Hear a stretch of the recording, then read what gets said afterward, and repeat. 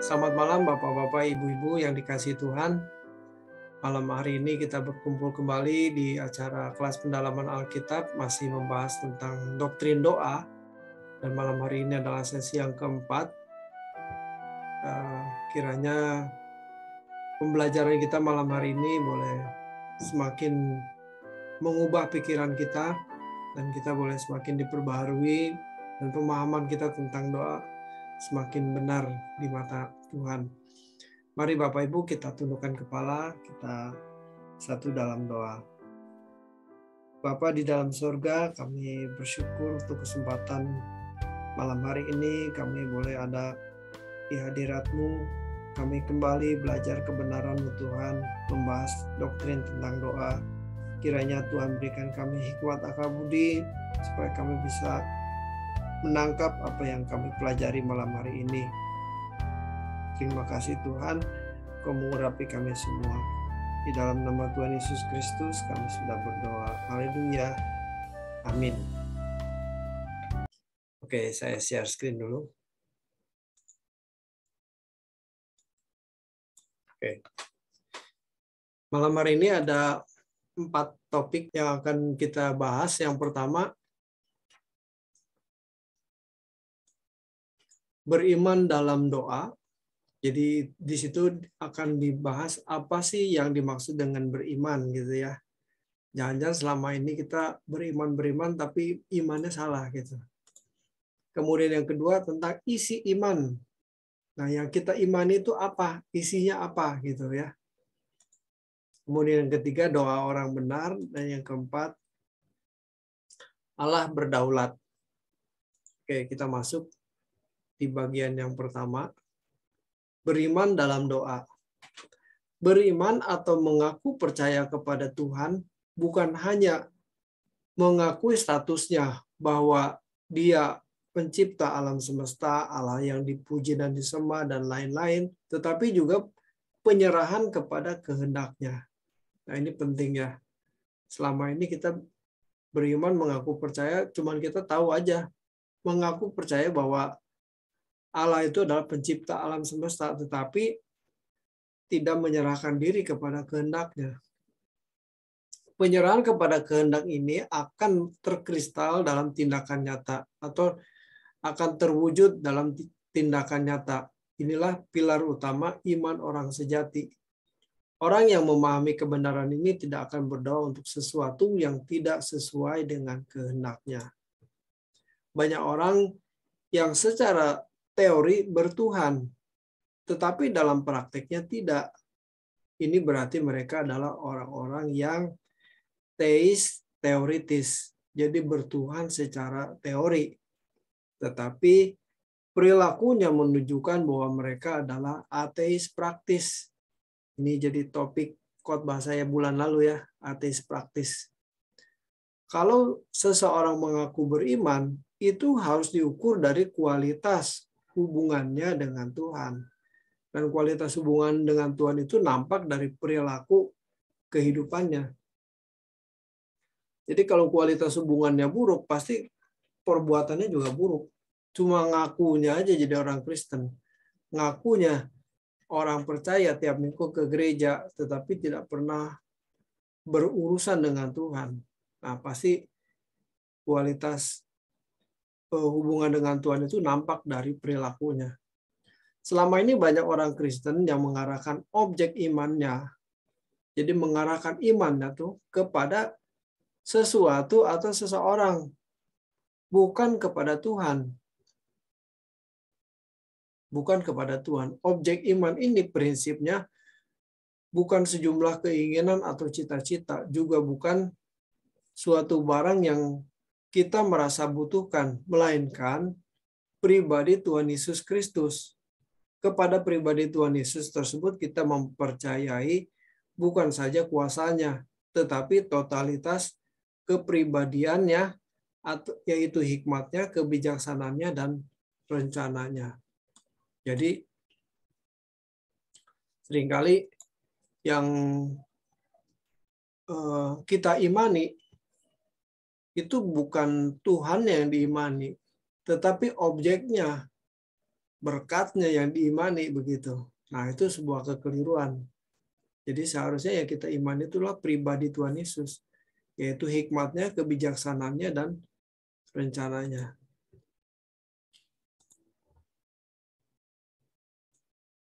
Iman merupakan penyerahan diri sepenuh kepada seluruh kehendak Tuhan secara mutlak.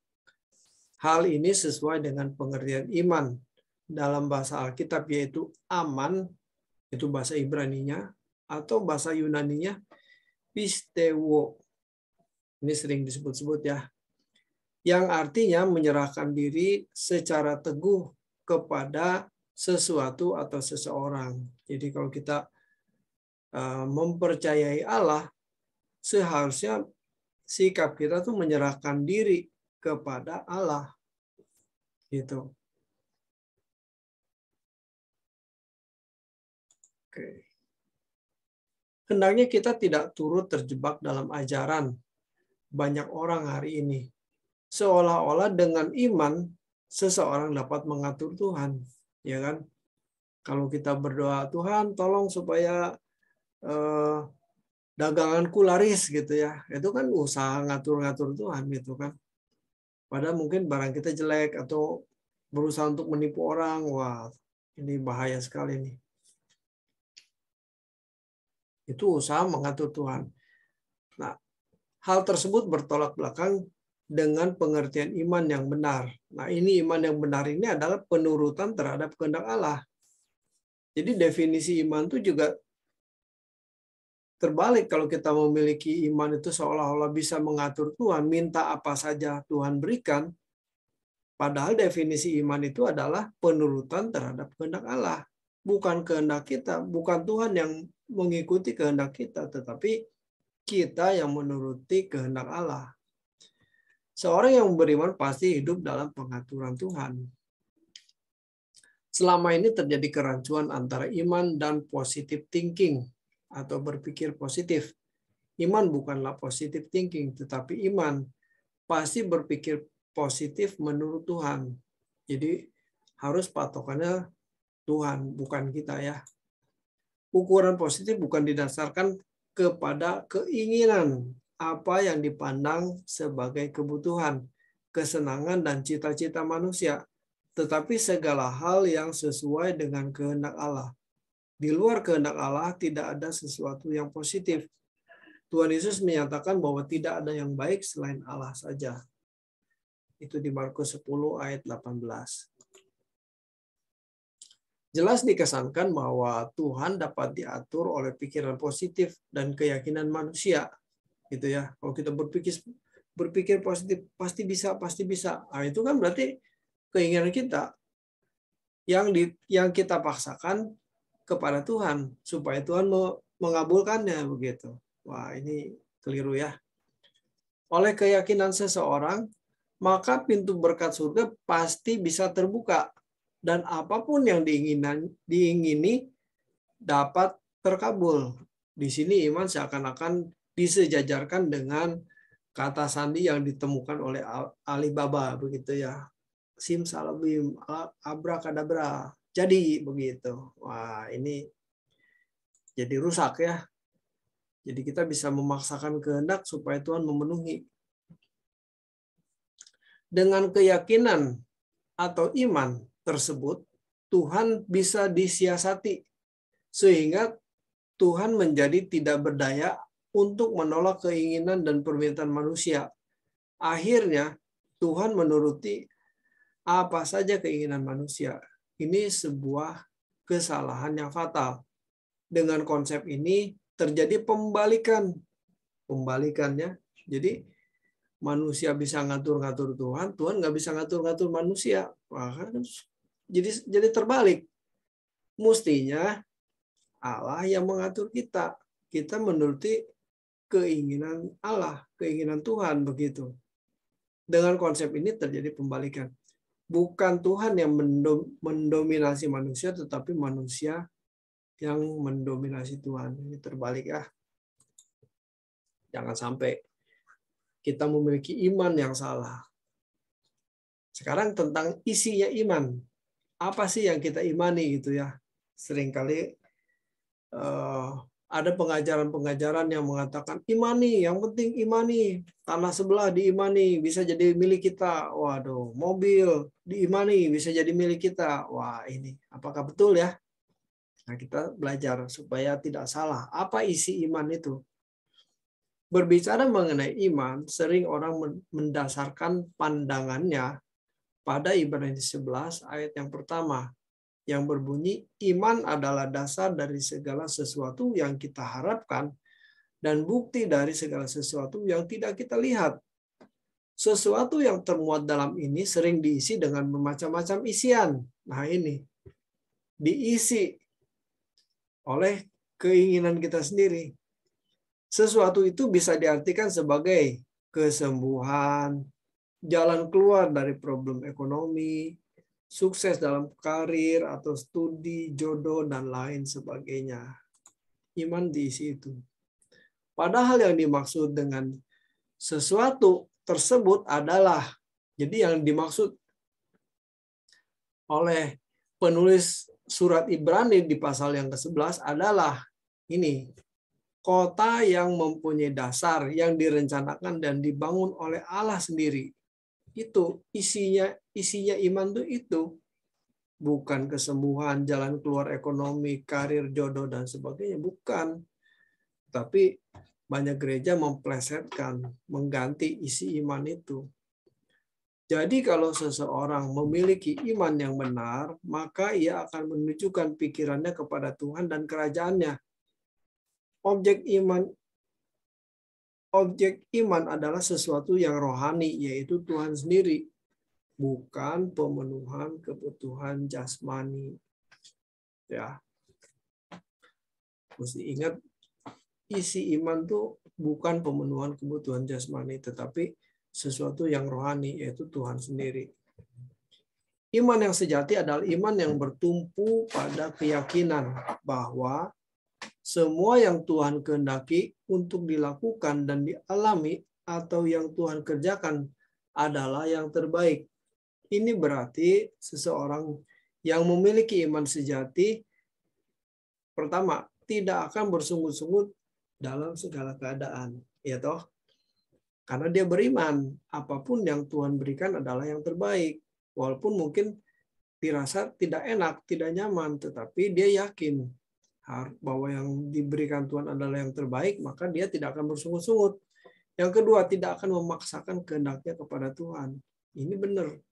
Iman itu bukan permintaan kita supaya Tuhan memenuhi, bukan. Tetapi penurutan kepada Allah, maka tidak akan memaksakan kehendaknya kepada Tuhan. Yang ketiga, tetap mempercayai pribadi Allah walaupun keadaannya tidak memuaskan hatinya. Ini banyak orang salah di situ ketika dia kecewa, tidak keinginannya tidak dipenuhi, mulai mencurigai Allah. Nah, ini yang salah. Yang keempat, tetap mempercayai Tuhan sekalipun doanya tidak dikabulkan. Nah, ini penting. Karena tidak semua permintaan kita ini baik.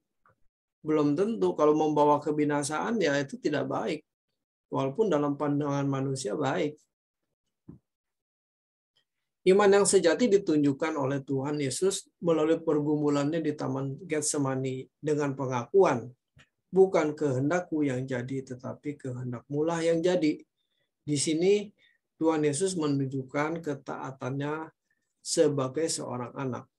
Tuhan Yesus dapat memuaskan hati Bapa oleh ketaatan tersebut. Itulah sebabnya dikatakan bahwa Ia yang membawa iman kita kepada kesempurnaan. Jadi contohnya itu adalah Tuhan Yesus. Tuhan Yesus yang membawa iman kita kepada kesempurnaan. Gitu ya. Kehidupan seperti inilah yang Tuhan Yesus ajarkan kepada kita agar iman kita menuju kesempurnaan.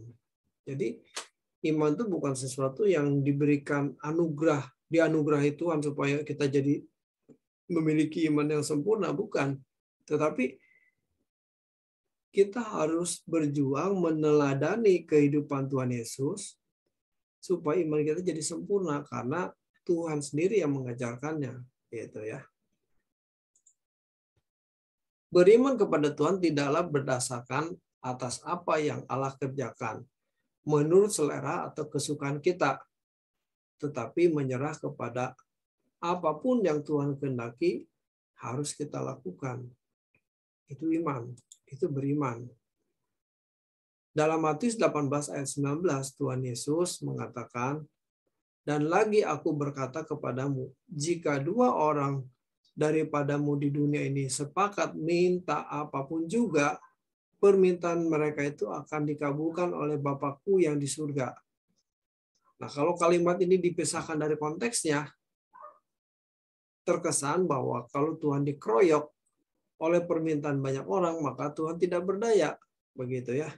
Padahal sebenarnya tidak demikian. Konteks ayat ini adalah mengenai teguran terhadap saudara yang salah. Nah ini, kalau konteksnya dipisahkan, dicabut begitu saja satu ayat ini, kemudian diaplikasikan ke konteks lain, nah itu jadi begitu. Bisa dikesankan bahwa kalau kita rame-rame demo gitu ya, seperti orang demo di hadapan Tuhan gitu, berdoa rame-rame, Tuhan tidak berdaya, terpaksa mengabulkan permintaan kita. Waduh, ini salah besar. Yang ketiga sekarang, doa orang benar. Yakobus 5 ayat 16, karena itu hendaklah kamu saling mengaku dosamu dan saling mendoakan supaya kamu sembuh.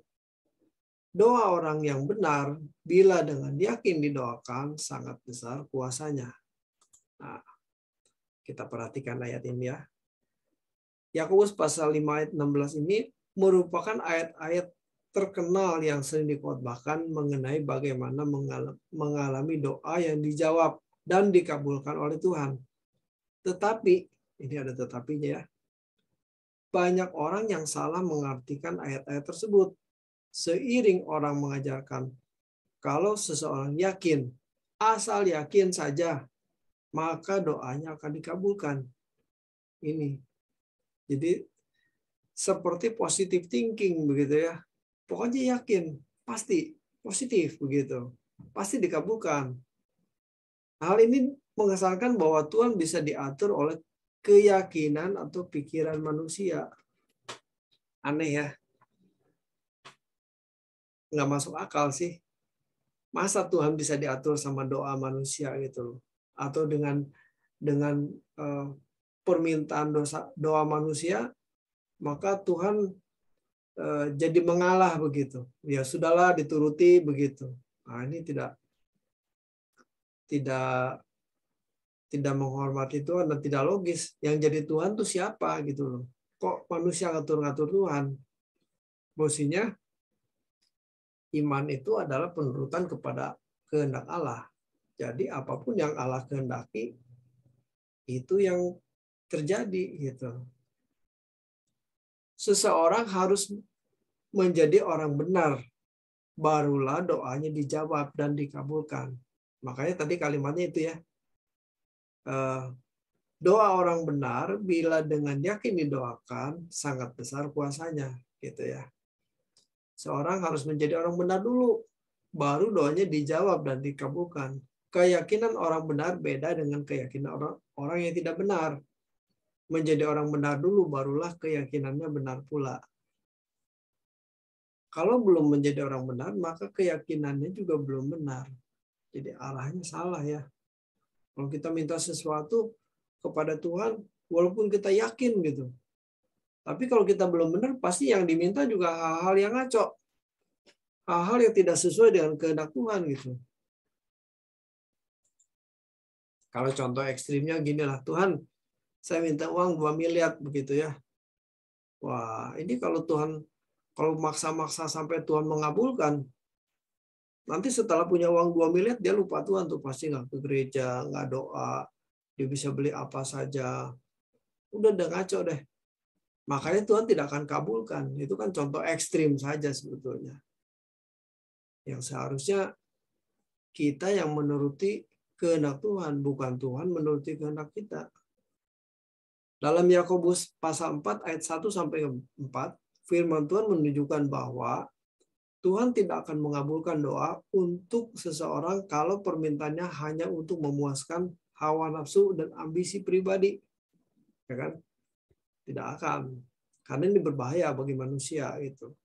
Tuhan tidak ingin manusia itu binasa gara-gara materi atau segala pemenuhan kebutuhan jasmaninya terpenuhi. Tapi Tuhan punya kebijaksanaan sendiri gitu ya, punya kehendak sendiri. Kalau Tuhan dengan mudah mengabulkan doa yang hanya untuk memuaskan kesenangannya sendiri, maka Tuhan tidak menjadi Tuhan yang disembah. Tetapi Tuhan menjadi seperti pembantu yang bisa diatur oleh manusia. Nah, iya ini. Benar ini. Seperti itu ya, seperti Alibaba begitu. Alibaba. Iya benar Alibaba ya.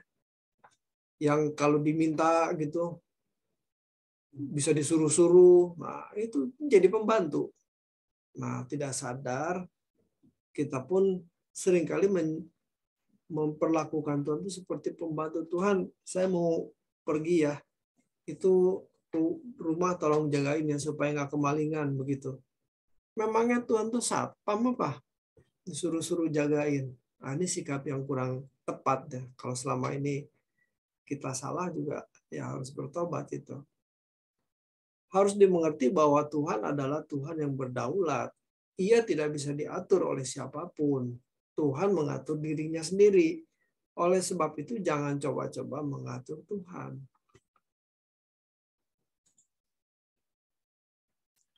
Matius 7 ayat 9 sampai 11 tertulis, adakah seorang daripadamu yang memberi batu kepada anaknya jika ia meminta roti? Atau memberi ular jika ia meminta ikan? Jadi jika kamu yang jahat tahu memberi pemberian yang baik kepada anak-anakmu, apalagi Bapamu yang di surga, ia akan memberikan yang baik kepada mereka yang meminta kepadanya. Orang tua di dunia saja tidak akan memberikan batu kalau anaknya minta roti, atau memberi ular kalau anaknya minta ikan, apalagi Tuhan. Tuhan tidak akan memberi sesuatu yang dapat mencelakakan anak-anaknya.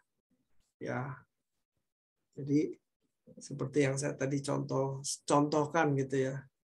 Kalau kita minta uang 2 miliar, Tuhan nggak mungkin kasih. Karena dengan punya uang itu kita bisa sebanyak itu, bisa lupa Tuhan. Ya kecuali punya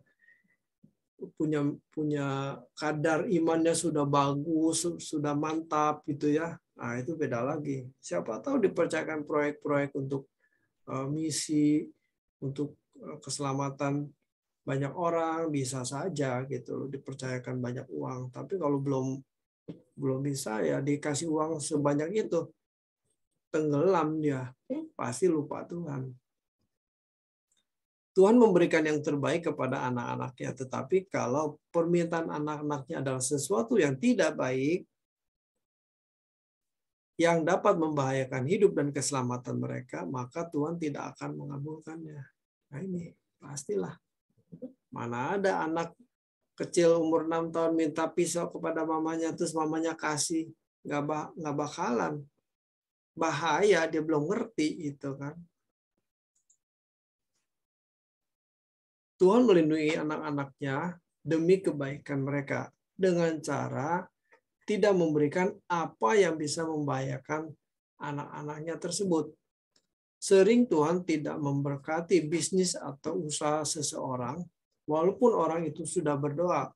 Sebab kalau orang itu menjadi kaya, banyak uang, maka ia menjadi sombong, hidup suka-suka sendiri, dan bisa melupakan Tuhan. Ini ya contoh yang tadi ya. Kalau orang ini menjadi kaya, maka ia lebih sangat mudah masuk ke neraka dan tidak hidup memuliakan Tuhan. Ini banyak orang juga tidak siap untuk menjadi kaya karena mentalnya belum benar gitu loh. Makanya Tuhan sulit memberkati orang-orang seperti itu. Tuhan menginginkan kita memiliki permohonan atau doa yang ditujukan untuk kepentingan pekerjaan Tuhan dan kebutuhan orang banyak. Hanya orang yang memedulikan pekerjaan Tuhan dengan tulus dan mengasihi sesama dengan tulus pula yang memiliki permintaan doa seperti itu. Hanya orang benar yang memiliki hati seperti ini. Keyakinan orang benar seperti ini pastilah keyakinan yang benar pula. Artinya, yang diyakini untuk dikabulkan Tuhan adalah sesuatu yang baik bagi kemuliaan Tuhan dan bagi sesama. Jadi kalau tidak mendatangkan kemuliaan, tidak mendatangkan kebaikan bagi sesama, kemungkinan Tuhan tidak akan mengabulkan permintaannya begitu.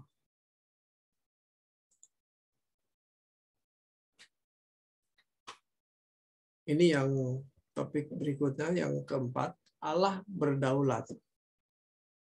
Ada orang-orang Kristen yang meyakini bahwa Tuhan dalam kedaulatannya mengatur sampai hal sekecil-kecilnya. Tidak ada sesuatu yang bergerak di luar kedaulatannya. Artinya, segala sesuatu ditentukan oleh Tuhan. Jadi ini ekstrim sekali ya, pemahamannya ekstrim sekali gitu. Biasanya kelompok ini mengarah kepada takdir total atau takdir mutlak. Artinya bahwa segala sesuatu yang terjadi dalam kehidupan ini atas kehendak Tuhan secara mutlak dan total. Ini adalah pandangan yang bertentangan dengan kebenaran Alkitab. Jadi ibarat kalau aktor atau artis gitu ya, ketika dia main film bersandiwara, dia kan menjalankan perannya gitu ya. Apa yang sudah dituliskan oleh sutradara di skenarionya harus dijalankan. Nah, kelompok ini menganggapnya demikian. Pokoknya segala sesuatu itu sudah digariskan oleh Tuhan. Ini mereka menganggapnya itu takdir. Padahal Allah itu memberikan kebebasan kepada manusia untuk memilih mau hidup benar apa mau hidup suka-suka sendiri begitu. Ini bertentangan dengan Alkitab ya.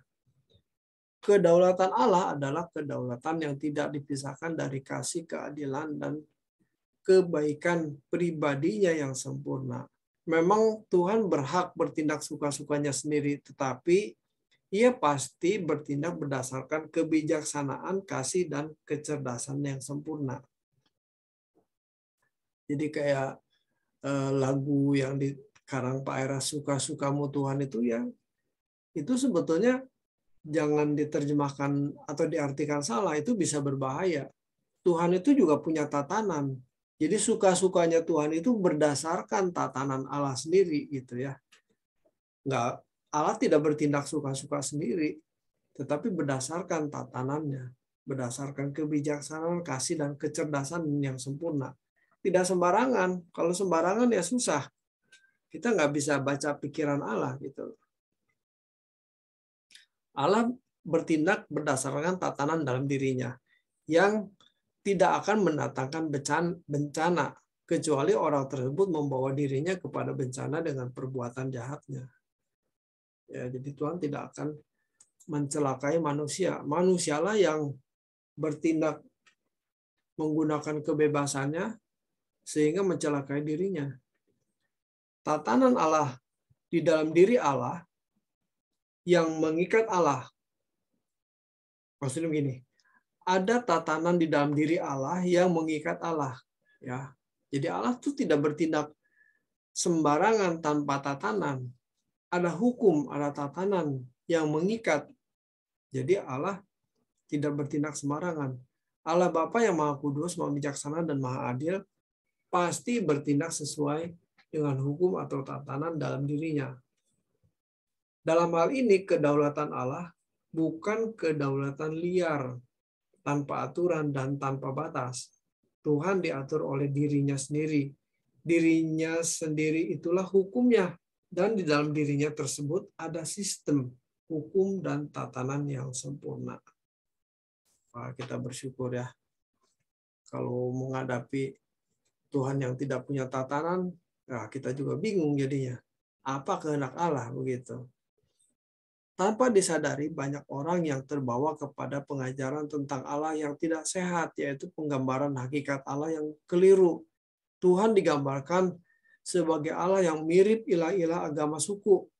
Cara mereka memperlakukan Allah sama seperti umat agama-agama non-Kristen memperlakukan ilah mereka. Tuhan acap kali digambarkan sebagai Allah yang dapat diatur dan dipengaruhi oleh kita. Mereka mencoba mengatur dengan pengaruh Tuhan dengan berbagai cara. Jadi lewat penyembahannya, lewat doa-doanya bisa mengatur Tuhan begitu. Itu karena dipengaruhi oleh agama-agama di sekitar kita gitu ya. Dalam Yesaya pasal yang ke-40 ayat 13 sampai 14 ditunjukkan bahwa Allah bukanlah Allah yang dapat diatur oleh siapapun dan dengan cara bagaimanapun. Tidak ada suatu kuasa pun yang dapat menekan Allah dan mengaturnya. Yesaya pasal 40 ini menunjukkan bahwa Ia adalah Maha Kuat, Allah yang Maha Besar dan tidak dapat dipengaruhi oleh manusia. Ia bekerja sesuai dengan hakikatnya dan Ia tidak pernah menyangkali hakikatnya. Allah adalah Allah yang tidak berubah. Allah melawan musuh-musuhnya. Siapa musuh Allah? Hal ini harus kita ketahui bahwa kita jangan menjadi musuh Allah. Musuh Allah adalah ini yang dikategorikan sebagai musuh Allah ya. Orang yang menjadi seteru salib menolak untuk bertobat. Jadi kalau kita menolak untuk bertobat itu menjadi seteru salib. Artinya korban Kristus di kayu salib 2000 tahun yang lalu itu tidak berdaya guna bagi kita. Tetap kita menjadi orang-orang yang tidak diselamatkan. Yang kedua, musuh Allah adalah orang yang congkak atau sombong. Yakobus 4 ayat 6. Yang ketiga, musuh Allah adalah orang yang mengandalkan kekuatan sendiri dan mengandalkan kekuatan manusia. Ini sudah jelas ya, sombong ya. Tidak membutuhkan Allah, tidak menghormati Allah hidupnya. Ini mengandalkan kekuatan sendiri. Jelas ini orang sombong. Ini musuh Allah. Yang keempat, orang yang mengasihi dunia ini lebih dari mengasihi Tuhan. Ini menjolimi Tuhan ya. Menyelingkuhi Tuhan. Seharusnya kita mengasihi Tuhan, tetapi kita mengasihi dunia. Ini jadi musuh Allah. Oke. Saya stop sampai di situ materinya. Yuk kita akhiri pertemuan kita malam hari ini. Kita tutup dalam doa. Bapa di surga, kami bersyukur. Terima kasih untuk bincang-bincang kami malam hari ini. Kami semakin mengerti apa itu iman, apa itu doa orang benar, apa itu isi permintaan doa kami, dan seterusnya Tuhan. Kiranya apa yang kami pelajari malam hari ini boleh mewarnai pikiran kami sehingga kami semakin benar, semakin berkenan kepada Tuhan, dan perilaku kami semakin diubahkan dan kami semakin menyenangkan hati Tuhan saja. Di sisa umur hidup kami ini Tuhan, kami berjuang terus bagaimana kami menjadi sempurna seperti Bapa. Terima kasih Tuhan, berkati kami yang hadir maupun para pemirsa di YouTube. Tuhan, kiranya Tuhan tolong, Tuhan memberikan hikmat bagi kami. Terima kasih Tuhan, terpujilah nama-Mu. Kami melanjutkan aktivitas kami atau kami beristirahat malam hari ini Tuhan. Engkau memberkati kami. Terima kasih Bapa, di dalam nama Tuhan Yesus Kristus kami sudah berdoa dan bersyukur. Haleluya. Amin. Tuhan memberkati. Sampai jumpa. Terima kasih Pak David, Pak Barat, Pak Rasman. Salam semuanya, selamat malam. Ya, malam. Ya.